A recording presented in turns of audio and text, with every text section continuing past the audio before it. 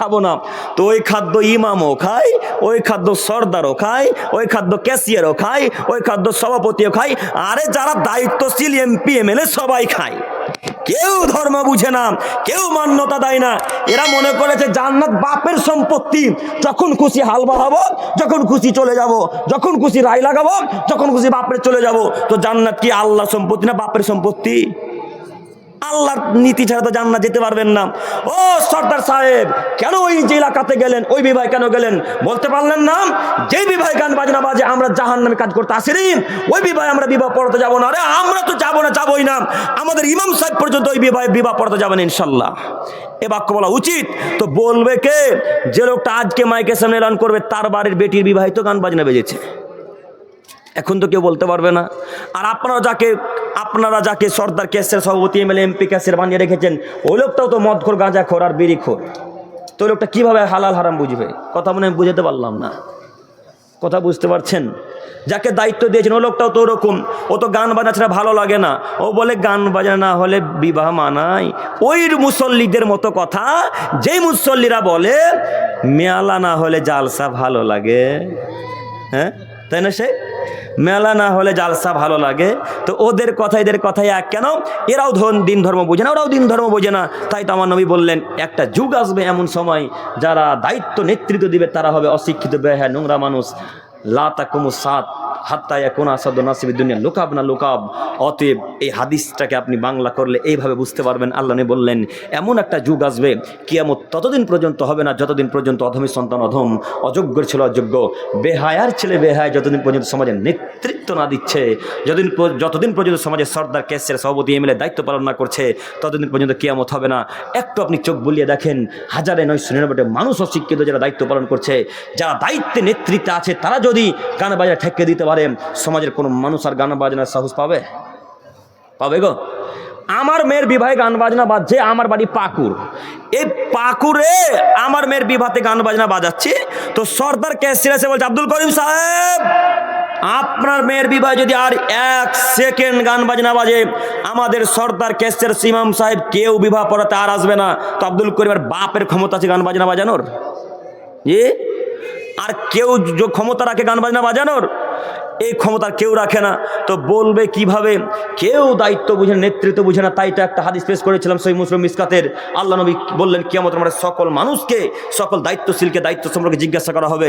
সেই দিন আল্লাহ যদি সর্দারকে বলে, ও সর্দার সাহেব, আপনার এলাকায় গান বাজনা বাজছিল, আপনি কি করছিলেন, আপনি কেন আটকালেন না? এই বাক্য যদি প্রশ্ন করে বসে, ইমাম সাহেবকে যদি করে বসে, তারা উত্তর দিতে পারবেন এই কথাই ঠিক। অতএব নীতি পরিবর্তন করেন, নইলে কিয়ামতের মাঠে টিকা যাবে না। সম্মানিত মুরব্বী সাহেব, এরপরে আয়াত, এরপরে বাক্য মুহাম্মদ সাল্লাল্লাহু আলাইহি সাল্লাম বলেন,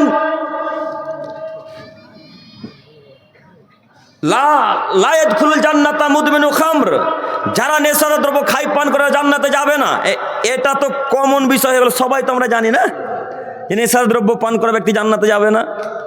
সবাই জানি কিন্তু মানি না।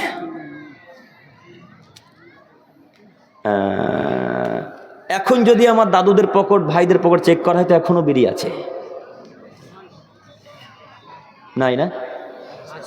সব ফেরেশতা বসে আছে, কারোর পকেটে বিড়ি নাই।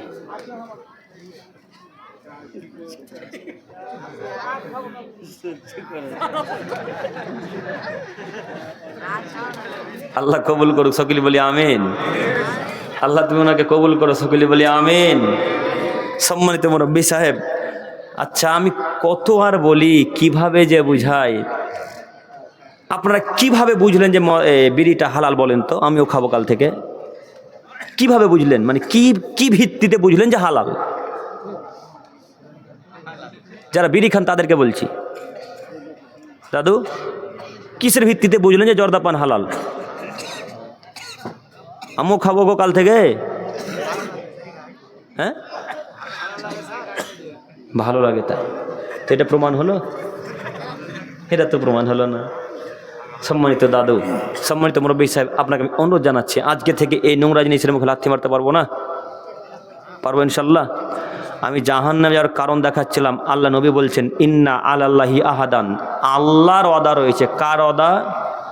আল্লাহ ওয়াদা করেছেন। আচ্ছা বলেন তো, আল্লাহ যদি ওয়াদা করে, আল্লাহ ওয়াদা কোনোদিন ভঙ্গ করবে? আল্লাহ তো ওয়াদা ভঙ্গ করবে না। তো ওয়াদা করে আল্লাহ কি বলছেন? তিনি বলছেন লিমান সারেবাল মুস্কিরা আইয়াস্তায়াহুল্লাহু ফিতনাতিল খাবাল, যারা নেশাদার দ্রব্য খায় পান করবে তাদেরকে আমি আল্লাহ তিনাতে খাবাল পান করাবো। তিনাতে খাবাল হচ্ছে আরবি বাক্য। তো সাহাবায়ে কেরামগণ রাসূলের বাণী বুঝতে পারলেন না। যখন বুঝতে পারলেন না তখন আল্লাহ নবীকে বললেন আমার তিনাতুল খাবাল ইয়া রাসূলুল্লাহ। আল্লাহ নবী তিনাতে খাবাল কি একটু বলেন তো, কি তিনাতে খাবালটা কি জিনিস একটু বলেন। তখন আল্লাহ নবী বললেন আরাকু আহলিন নার আও উসারাতু আহলিন নার, তিনাতে খাবাল হচ্ছে রক্ত পুজ আর অত্যন্ত গরম তরল পদার্থ জাহান্নামীদের। জাহান্নামীদেরকে যখন জাহান্নামে নিক্ষেপ করা হবে, জাহান্নামে নিক্ষেপ করার পর যখন আগুনে ঝলসিয়ে পড়ে তাদের শরীর থেকে রক্ত পুজ বের হবে, ওই রক্ত পুজ ওই লোককে পান করানো হবে, ওই লোককে দেওয়া হবে, খাওয়ানো হবে যে লোকটা নেশাদার দ্রব্য খায় পান করে। হাদিস সহিহ মুসলিম ও মিসকাত। ও আমার যুবক ভাইয়েরা, ও আমার মুরব্বী সাহেবেরা, এবার আপনি বলেন যে আল্লাহর ওয়াদা কি মিথ্যা হবে কোনোদিনও? রাসূলের বাণী কি মিথ্যা হবে কোনোদিনও? মিথ্যা তো হবে না। তো আমরা কি কেউ চাই যে রক্তপুজ খায় পান করি? কেউ তো চাই না। যদি আপনার খাবারের সামনে সামান্য একটু রক্ত পড়ে যায়, গরুর রক্ত, তো আপনার ভাত ঢুকে না, ঢুকে? নোংরা কেমন যেন শরীরটা কেমন কেমন করছে, কেমন কেমন লাগে। ওই রক্ত নোংরা খারাপ রক্ত আপনাকে আল্লাহ পান করাবে গো, আল্লাহ আপনাকে দিবে। তো এই অবস্থাতে আপনি কীভাবে খাবেন? কিভাবে খাবেন? তো এই হাদিসটাকে লক্ষ্য রেখে আপনাকে বলতে চাচ্ছি আজকের পর থেকে এই নোংরা জাতীয় জিনিস ছেড়ে দিতে পারবো না? পারবো ইনশাল্লাহ? সকলে বলি ইনশাল্লাহ। পিছন থেকে ইনশাল্লাহ আসবেন ইনশাল্লাহ? না ইনশাল্লাহ এত সহজে বের হবে? পায়খানা না হলে তো বিড়ি হবে না। বিড়ি না খেলে পায়খানা হবে? বাথরুম গেলেও একটা বিড়ি ধরাতে হবে। এই দাদুদেরকে দেখছি ভিতা কোপাচ্ছে, ভিতা বুঝেন তো? ভিতা কোপাতে কোপাতে খাসতে গেছে, ক্লান্ত হয়ে গেছে শরীর, তো ক্লান্ত হয়ে গেছে, এখন একটা বিড়ি ধরাতে হবে। তো ক্লান্তি হয়ে বিড়ি ধরিয়ে দিলে ক্লান্তি চলে যায়। রাজমিস্ত্রি ভাইদেরকে দেখি প্লাস্টার করতে করতে ক্লান্ত হয়ে গেছে, একটা বিড়ি ধরিয়ে দিল। যায় সেই বিড়ি ধরায়, চাপান করতে করতে বিড়ি, রাস্তাতে বিড়ি, দাঁড়িয়ে বিড়ি, টেনশনে বিড়ি, অটেনশনে বিড়ি, সদা সর্বদাই বিড়ি। বিড়ি যে কত বড় মারাত্মক অসুখ আপনাকে কি দিয়ে বুঝাই? মানুষ কত বড় বোকার বোকা, মানুষের ভাতে যদি একটা সামান্য মাছি পড়ে যায় তো ওই ভাতটা আর খাই না, খাই না। অথচ আল্লাহ নবী বললেন যদি পানিতে মাছি পড়ে যায় তো তার দ্বিতীয় ডানাটা ডুবিয়ে দাও। দ্বিতীয় ডানাতে তার অসুখ মুক্তির ওষুধ থাকে, ওই ডানাটা ডুবিয়ে দিয়ে দুধ পানি যা কিছু আছে সব খেয়ে নাও, তোমাদের অসুখ সেরে যাবে, কিছু হবে না। আর এরা ওই মাছি পড়লে ভাতটাকে ফেলে দেয়, দুধটাকে ফেলে দেয়। আর যেই বিড়ির প্যাকেটে, যেই সিগারেটের প্যাকেটে লেখা থাকে এই তাম্বাকু ক্যান্সারের কারণ, এই তাম্বাকু বিড়ি সিগারেট ক্যান্সারের কারণ, এরপরে এরা সিগারেট পান করে, তাহলে এদেরকে বুদ্ধিমান মানুষ বলবেন না, এদেরকে অশিক্ষিত বলবেন? অশিক্ষিত। তো দাদু আজকের পর থেকে এগুলোর মুখে লাথি মারতে পারবো ইনশাল্লাহ? ইনশাল্লাহ, ইনশাল্লাহ। সম্মানিত মুরব্বী সাহেব, আমি দেখাতে চাচ্ছিলাম জাহান্নামে যাওয়ার কারণ এটি একটি। আমি এবার চলে গেলাম আমাদের দ্বিতীয় বাক্যে। রাসূল সাল্লাল্লাহু আলাইহি ওয়াসাল্লামের বাণী দ্বারা বোঝা যাচ্ছে যারা জাহান্নামে যাবে তারা রাসূলের কথাকে যারা অমান্য করবে, রাসূল সাল্লাল্লাহু আলাইহি ওয়াসাল্লামের কথাকে যারা অমান্য করে চলবে তারা জাহান্নামে যাবে। একটু আপনারা আমার দিকে চেয়ে থাকেন। মুহাম্মদ সাল্লাল্লাহু আলাইহি ওয়াসাল্লাম বললেন, পৃথিবীর মানুষ তোমরা মনে রেখো, কখনো কোনো সময়ের জন্যে, এক সেকেন্ডের জন্য তোমরা বেদাতের আশ্রয় নিবে না, এক মুহূর্তের জন্য তোমরা বেদাতের আশ্রয় নিবে না। কেন? বেদাতকারী জান্নাতে যাবে না, জাহান্নামে যাবে। সম্মানিত মুরব্বী সাহেব, অতএব যদিও এটা আহলে হাদিস এলাকা, তারপরেও বলি এই আহলে হাদিস এলাকাতে মনে হয় বেদাত চলে না। চলে, হালকা হালকা চলে। এই হালকা হালকা বেদাতটা জায়েজ, জায়েজ নাই? জায়েজ নাই। তো আচ্ছা, আপনারা শুধু যে ওই হানাফি বেদাতি ভাইদেরকে গালি দিচ্ছেন, তো আপনাদেরকে গালি কে দিবে? হ্যাঁ, আপনি বলছেন অমুক বেদাতি, ইয়া নবী সালাম আলাইকা, ইয়া রাসূল সালাম আলাইকা, ইয়া হাবিব সালাম আলাইকা। যারা বলে তারা বেদাতি, এটা বলেন না আপনি? বলেন তো, শুধু তারাই বেদাতি? আপনার পরিবারে এখন পর্যন্ত হাত তুলে দোয়া হয়, আপনার পরিবার বেদাতি নয়? আপনার পরিবার এখনো বাড়ি যখন তৈরি করে, বাড়িতে ঢুকে যখন প্রবেশ করে, তখন এখন পর্যন্ত বাড়ি উদ্বোধন করে, তো আপনার পরিবার বেদাতি নয়? কথা বলে না, বেদাতি তো।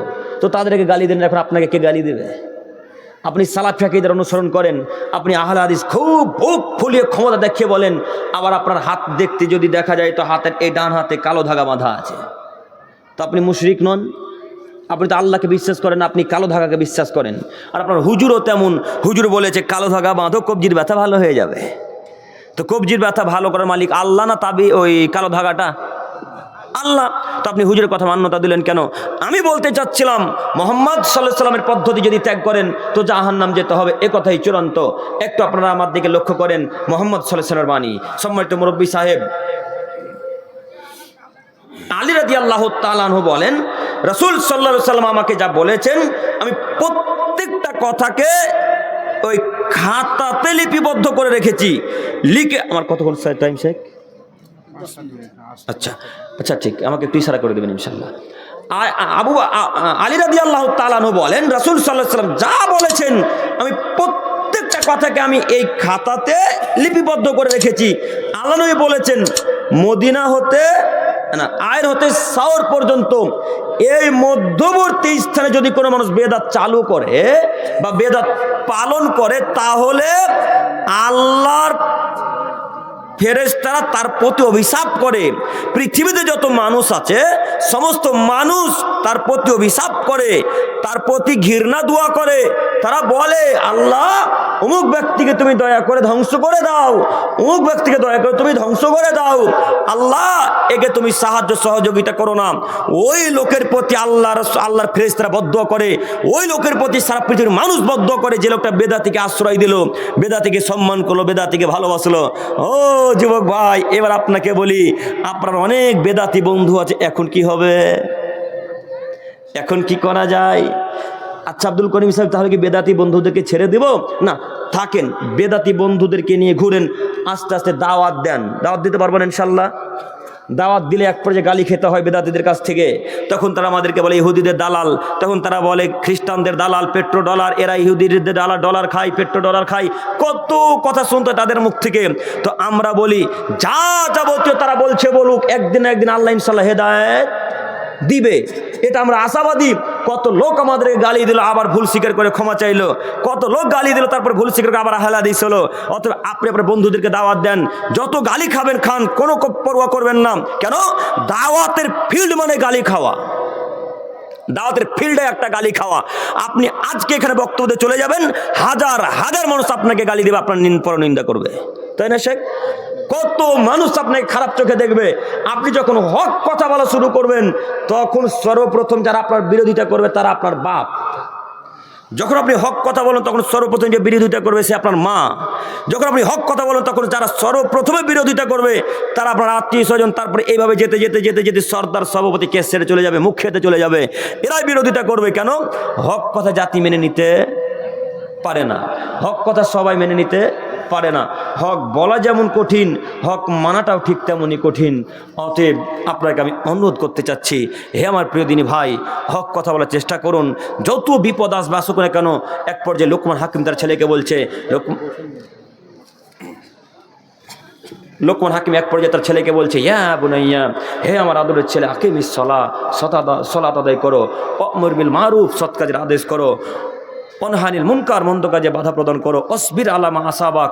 যখন তুমি অন্যায় কাজে বাধা দিবে বেটা, তখন তোমার উপরে অনেক বিপদ আসবে, অনেক ঝড় আসবে, এই বিপদে তুমি ধৈর্য ধারণ করবে। এ কথা লোকমান হাকিম তার ছেলেকে বলছে। অতএব আমি আপনাকে আমার দিনী ভাই হিসেবে উপদেশমূলক কথা দিয়ে বলতে চাচ্ছি যে আজকের পর থেকে দাওয়াত দিব, কি যত বিপদ আসুক মন খারাপ করে দাওয়াতি কাজ আর বন্ধ করবেন ইনশাল্লাহ, ইনশাল্লাহ, ইনশাল্লাহ। আমাদের সম্মানিত প্রিয় ভাই চলে এসেছেন, আমি আর লং করতে চাচ্ছি না, অনেক কথা বললাম। এই যে ভাই রে, আপনারা উঠে যাচ্ছেন কেন? ভাই আর একজন আছে, যে বসুন বসুন। পরিশেষে বলি, হে প্রভু দয়াময়, তোমার তো দয়ার অভাব নাই। অনেকক্ষণ কথা বললাম, আমি সহ আমার দিনী ভাই ও বোনেরা যেন সেই মোতাবেক আমল করতে পারে। সকলে বলি আমিন। আল্লাহ তুমি কবুল করো। সকলে বলি আমিন। আল্লাহ তোমার কাছে ভিক্ষা চাইছি, তোমার তো দয়া